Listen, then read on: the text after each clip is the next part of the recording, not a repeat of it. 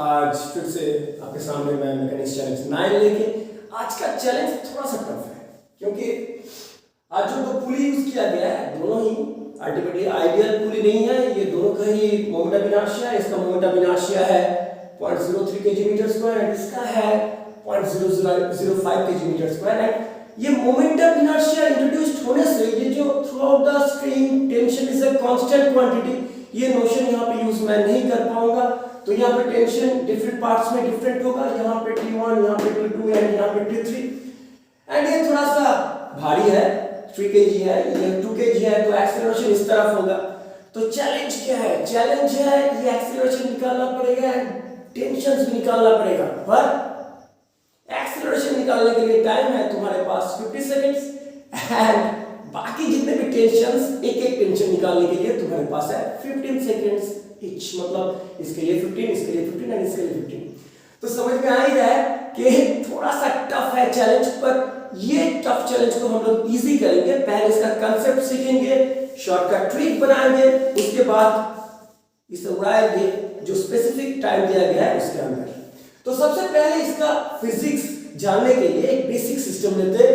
एक पुली पकड़ लो, एक पुली है जिसका रेडियस है r एंड इसका मोमेंट ऑफ इनर्शिया है I एंड इसका इधर से जुड़ रहा है एक m2 मास, इधर से m1 मास। धीरे धीरे सीखेंगे एंड इट इज गिवन कि m1 is greater than m2। सबसे पहले सबसे इंपॉर्टेंट जो है, दो स्ट्रिंग में दो टेंशन क्यों होगा, सबसे पहले वही देखते हैं। सबसे पहले पकड़ लेते हैं यहां पे भी टेंशन T, यहां पे भी टेंशन T। तो यहां पे ये दो जगह में टेंशन T अगर होगा, प्रॉब्लम क्या है? प्रॉब्लम ये है कि अगर यहां पे टेंशन T है एंड यहां पे भी टेंशन T है, ये दो टेंशन ही टॉर्क बनाता है। ये रेडियस r है ना, तो ये टेंशन इस तरफ एक क्लॉकवाइज टॉर्क बनाएगा टाउ c एंड इसका वैल्यू क्या होगा? टाउ c होगा T into r एंड ये टॉर्क, ये टेंशन यहां पे ऐसा एक एंटी क्लॉकवाइज टॉर्क बनाएगा एंड इसका वैल्यू होगा T into r, बिकॉज़ यहां पे भी टेंशन एंड r है distance between point of rotation and line of action of the force. तो अल्टीमेटली ये दो टॉर्क तो सेम हो गया। तो अगर दो टॉर्क सेम हो गया तो नेट टॉर्क क्या होगा? टॉर्क नेट, टाउ नेट होगा tau c minus tau ac। Net clockwise torque equals to tr minus tr। Net clockwise torque बोल रहा हूं, एंटी क्लॉकवाइज नहीं। मैं क्लॉकवाइज को यहां पे पॉजिटिव पकड़ रहा हूं, जनरली एंटी क्लॉकवाइज को ही पॉजिटिव पकड़ा जाता है। छोड़ दो, पकड़ लिया तो क्या करोगे? तो ये अल्टीमेटली क्या कितना आ रहा है? नॉन वेक्टर 0 आ रहा है। तो अल्टीमेटली ये अगर नल है, नॉन वेक्टर है, 0 है, तो ये घूमेगा कैसे? मतलब ये अगर रेस्ट में ऑलरेडी है तो एक्सेलरेशन नहीं आएगा एंड एक्सेलरेशन नहीं आएगा।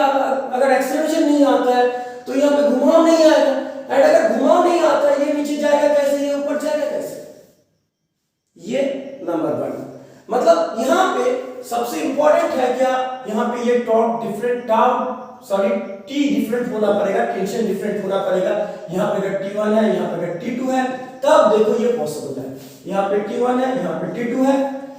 ये थोड़ा भारी भरकम है क्योंकि इट इज गिवन कि m1 is greater than m2, तो डेफिनेटली इसके साथ साथ T1 is greater than T2 होगा एंड अगर T1 is greater than T2 है तो देखो यहां पे क्या आएगा, दिस वन एंड यहां पे एक नेट टॉर्क आ रहा है r कॉमन लेके T1 माइनस T2।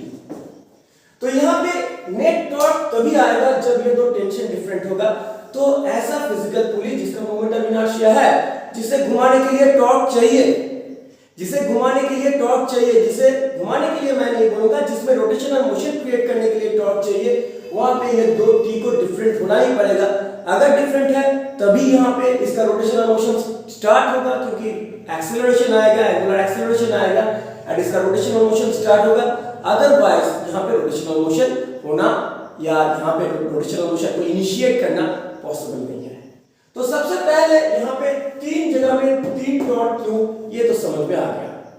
ये था नंबर 1 पार्ट। नंबर 2 पार्ट जो है,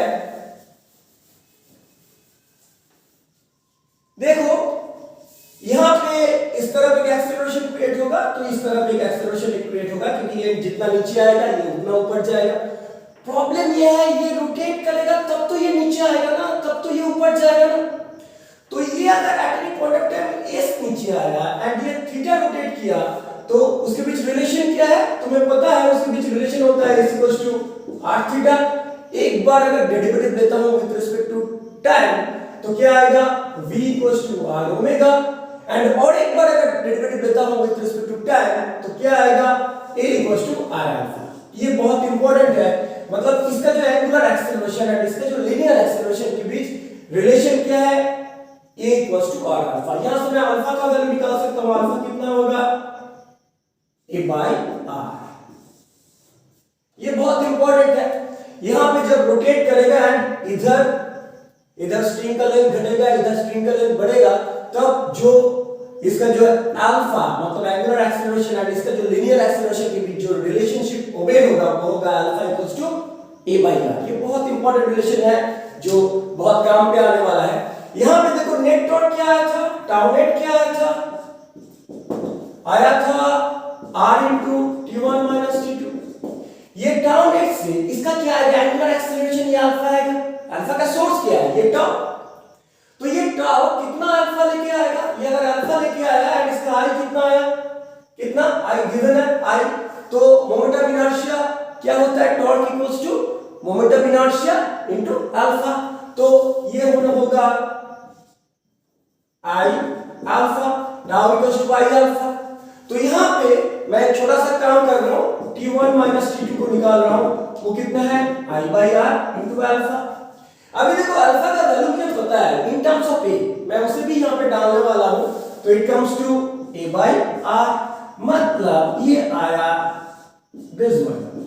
यहां पे इससे नोट करो, ये बहुत इंपॉर्टेंट है क्योंकि मैं इसे बाद में इक्विवेलेंट मास से रिप्रेजेंट करने वाला हूं एंड सिस्टम को थोड़ा डिफरेंट ढंग से सजाने वाला हूं एंड वहां पे फोर्स ट्रांसफर मैकेनिज्म मैं यूज करूंगा पिछले जितने भी सम्स है उसकी तरह, एंड पूरा सम को बहुत हल्का कर दूंगा। तो फिर से मैं बता रहा हूं, इसे नोट करो, मैं इसे बताने वाला हूं, इसके लिए एक वर्ड यूज करने वाला हूं इक्विवेलेंट मास। छोड़ो अभी पूरा जो चीज को फॉर्मल जो मेथड है उसे सॉल्व करने का कोशिश करते हैं। यहां पे देखो m1g है डाउनवर्ड फोर्स, उसके ऊपर कौन सा फोर्स एक्ट कर रहा है t, डेफिनेटली ये डोमिनेंट फोर्स है, नहीं तो इस तरफ एक्सेलरेशन नहीं होता। तो यहां पे m1g minus t is equals to t1 sorry is equals to definitely m1a। इसे मैं अगर एक नंबर इक्वेशन देता हूं, इसे मैं दे रहा हूं 2 नंबर इक्वेशन, एंड इसका अगर देखोगे यहां पे m2g है, ऊपर क्या है t2, ऊपर है t2, यहां पे डेफिनेटली t2 बड़ा है क्योंकि एक्सेलरेशन ऊपर की तरफ है। तो यहां पे t2 minus m2g should be equals to m2a, क्योंकि यहां पे ये जो नेट फोर्स ये m2 मास में कितना एक्सेलरेशन क्रिएट कर रहा है, a एक्सेलरेशन क्रिएट कर रहा है, तो net force should be equals to mass into acceleration. So इसे मैं 3 बोल रहा हूं। अभी ये दोनों को मैं जोड़ देता हूं, जोड़ के क्या आएगा, जोड़ के आएगा m1g minus t1 plus t2 minus m2g is equals to m1 plus m2 into a। यहां पे मैं ये t1 t2 पार्ट को अगर उस तरफ भेज देता हूं, it comes to m1g minus m2g, मतलब एंड फोर्स का जो डिफरेंस, यहां पे एंड फोर्स है m1g, यहां पे एंड फोर्स है m2g, एंड फोर्स का जो डिफरेंस उधर इसे भेज दो तो आएगा t1 minus t2 plus m1 plus m2 into a। Already ये t1 minus t2 का वैल्यू हम लोग निकाल दिया है, i by r square into a। ये i by r square into a अगर यहां पे मैं इंट्रोड्यूस करूंगा एंड a कॉमन लूंगा तो it comes to m1 plus m2, and ये क्या है i by r square into a common ले लिया हूं तो i by r square into a। ये बहुत इंपॉर्टेंट है, बहुत इंपॉर्टेंट है क्योंकि यहीं से हम लोग शॉर्टकट ट्रिक बनाएंगे। देखो क्या आया है, एक्सीलरेशन अगर मैं निकालता हूं यहां से क्या आएगा, एक्सीलरेशन आएगा एंड फोर्स का डिफरेंस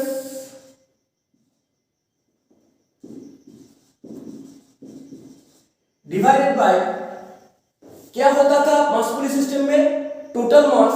यहां पे मास तो टोटल आ रहा है पर उसके साथ आ रहा है एक आई बाई आर स्क्वायर। तो ये आई बाई आर स्क्वायर किसके लिए है? बेसिकली देखो ये आई बाई आर स्क्वायर क्या है, इसका क्वांटिटी है, मतलब यहां से आया है, इसका जो डॉट यहां से आया है। तो ये जो आई बाई आर स्क्वायर, इसे मैं एक थर्ड क्वांटिटी से रिप्रेजेंट करवाने वाला हूं। इसका मैं नाम दे रहा हूं इक्विवेलेंट मास। इसका मैं क्या नाम दे रहा हूं? Equivalent mass. ये equivalent mass of this pulley. इसका आई अगर moment of inertia and radius अगर आर है तो I by R square is its equivalent mass. Clear? तो ये नोशन यूज करने के बाद मैं देखो इसे थोड़ा सा डिफरेंट ढंग से सजाऊंगा।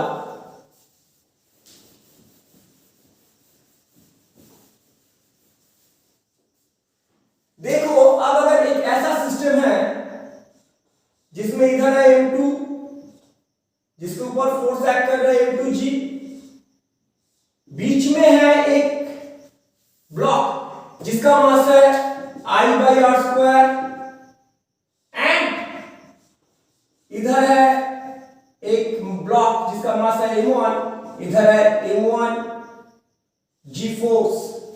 वहां पे देखो एकदम सेम टू सेम एक्सीलरेशन आएगा क्योंकि वहां पे एक फोर्स का difference divided by total mass will give the acceleration. तो यहां पे पकड़ लो Q1 है,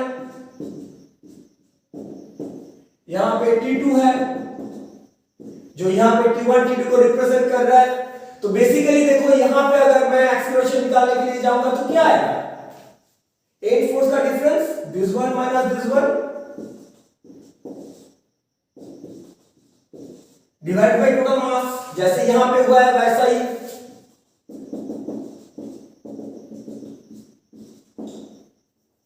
तो divide by total mass. Equivalent mass use किया हूं, यह पुली का इक्विवेलेंट मास, ये पुली का इक्विवेलेंट मास। क्लियर? तो यहां पे अभी टेंशन को निकालना भी, फोर्स ट्रांसफर मैकेनिज्म यूज करके टेंशन को निकालना भी बहुत आसान है, बहुत आसान है। देखो यहां पे ये T1 का काम क्या है? T1 का काम है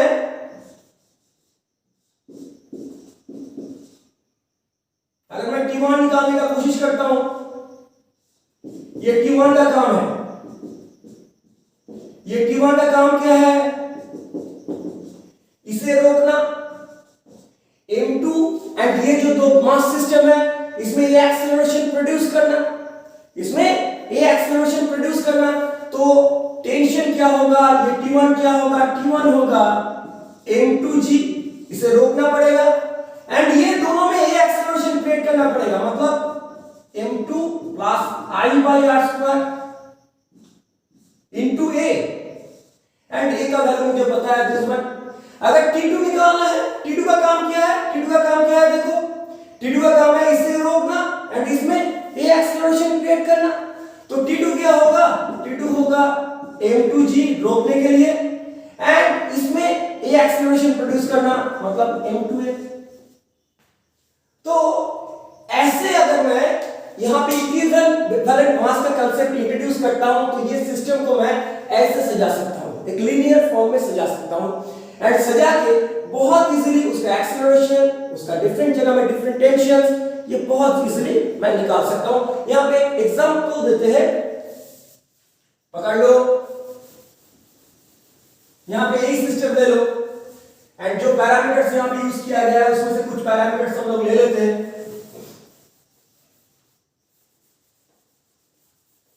उसके बाद इसे सॉल्व करेंगे एंड उसके बाद फाइनली उसे सॉल्व करने का कोशिश करेंगे स्पेसिफिक टाइम लिमिट के अंदर। यहां पे पकड़ लो ये है 3 kg, ये है 2 kg, इसका रेडियस पकड़ लो वही जो पहला वाला का दिया हुआ है, मतलब 0.1 मीटर, मतलब 10 सेंटीमीटर एंड आई कितना दिया है भाई? आई दिया है वहां पे 0.03 kg। तो इसे लेके ही काम शुरू करते हैं। तो सबसे पहले मैं इसे क्या 3 ब्लॉक सिस्टम में बांट दूंगा।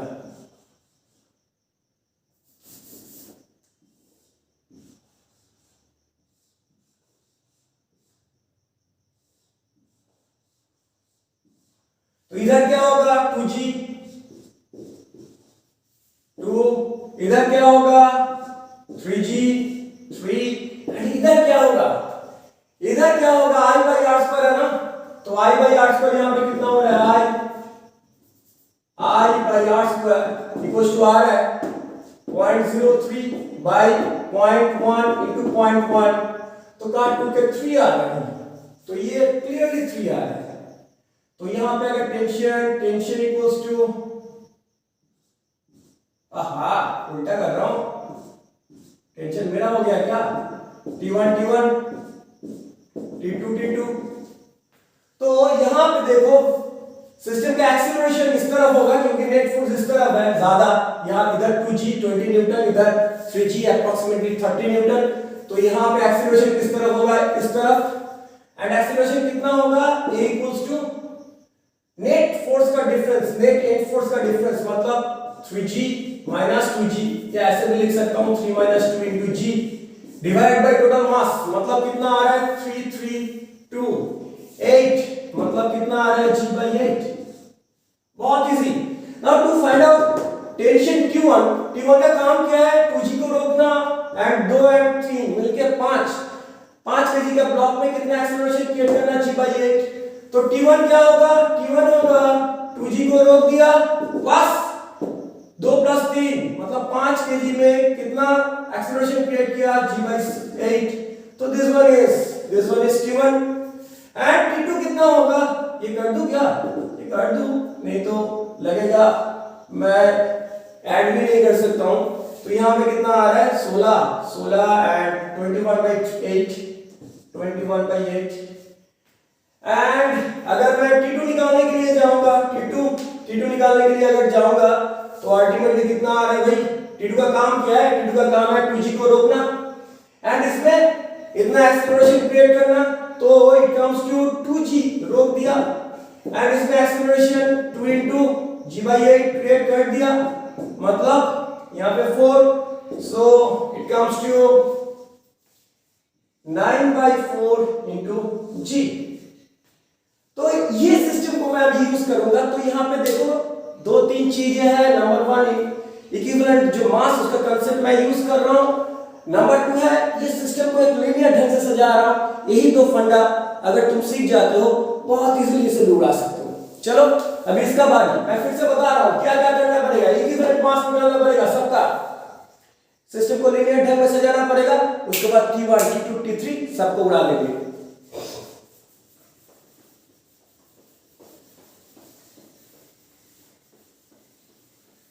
तो अब ये रियल चैलेंज क्या है, रियल चैलेंज है ऐसा, ये है 2g 2, तो इधर 2g, इधर क्या है मुझे पता नहीं, निकालना पड़ेगा, यह है क्या, किधर क्या है पता नहीं, मुझे निकालना पड़ेगा, इधर है 3 and 3g, मुझे ये टेंशन निकालना पड़ेगा T1, ये टेंशन निकालना पड़ेगा T2, एंड ये अभी मेरा चैलेंज स्टार्ट हो रहा है। सबसे पहले इसका I/r मतलब इक्विवेलेंट मास निकालते हैं, इसका इक्विवेलेंट मास तो ऑलरेडी मैं निकाल लिया हूं, तो 3 आया, इसका इक्विवेलेंट मास क्या होगा 0.005 डिवाइड बाय 0.05 into 0.05, काट के कितना आ रहा है, काट के आ रहा है 2, मैं बहुत जल्दी किया, ठीक है, तो यहां पे एक्सीलरेशन कितना आएगा जल्दी, कितना है 3g minus 2g by 10 मतलब g/10 हो गया।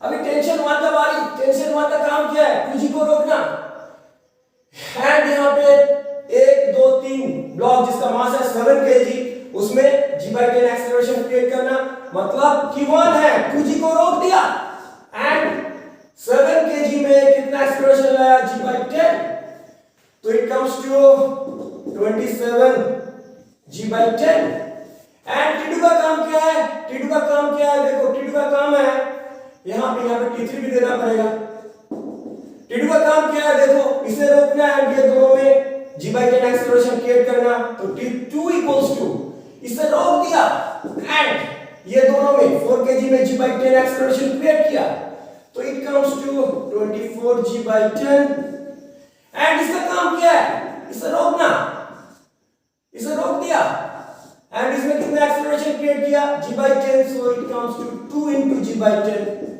so it is also equals to 22g/10 मतलब 11g/5। तो ये इतना इजी है, होपफुली आप इसे एंजॉय किया होगा एंड ये कंसेप्ट बेसिकली देखो, बेसिकली ये शॉर्टकट ट्रिक कुछ नहीं होता है, बेसिक चीजें है, कंसेप्ट क्लियर कट, अगर आपका कंसेप्ट क्लियर कट है, एकदम क्रिस्टल क्लियर है, तो ये सब सम्स बहुत जल्दी हो सकता है, सेकंड्स में हो सकता है, मिनट में हो सकता है। ठीक है, तो आज के लिए इतना ही, फिर हम आएंगे आपके सामने कोई नया कंसेप्ट लेके एंड कोई नया ट्रिक के लिए लेके, तब तक बाय।